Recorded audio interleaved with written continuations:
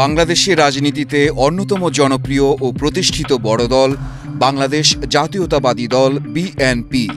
বলা বাহুল্য, দলটির অন্যতম বড় দুই প্রধান নেতা হলেন দলের চেয়ারপারসন বেগম খালেদা জিয়া এবং ভারপ্রাপ্ত চেয়ারম্যান তারেক রহমান।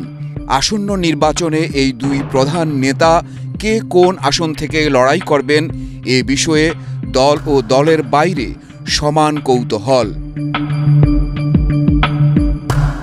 সে কৌতূহলের অবসান ঘটল ৩ নভেম্বর সোমবার বিকেলে রাজধানীর গুলশানে বিএনপি চেয়ারপারসনের রাজনৈতিক কার্যালয়ে আয়োজিত সংবাদ সম্মেলনে।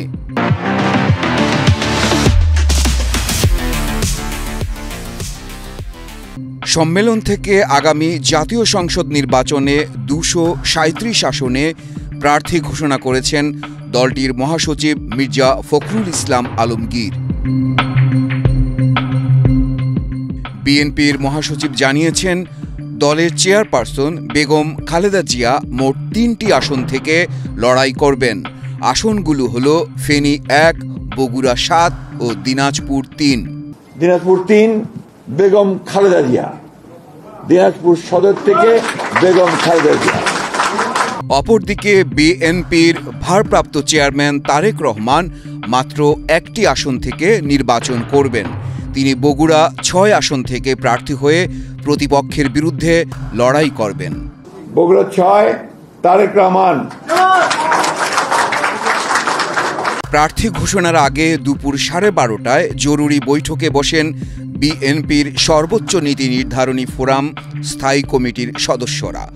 প্রায় ৫ ঘণ্টা ব্যাপী চলা এই বৈঠকে লন্ডন থেকে ভার্চুয়ালি যুক্ত হয়ে সভাপতিত্ব করেন বিএনপির ভারপ্রাপ্ত চেয়ারম্যান তারেক রহমান। আসন্ন জাতীয় সংসদ নির্বাচনে দলীয় প্রার্থী চূড়ান্ত এবং চলমান রাজনৈতিক পরিস্থিতিতে করণীয় নিয়ে বৈঠকে আলোচনা হয়।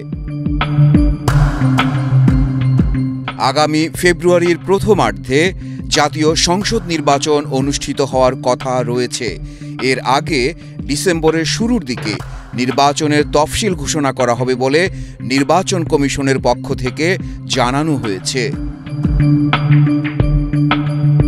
সংবাদ সম্মেলনে দলটির মহাসচিব মির্জা ফখরুল ইসলাম আলমগীর বলেন, যেসব আসনে প্রার্থী দেওয়া হয়নি সেগুলো পরে ঘোষণা করা হবে।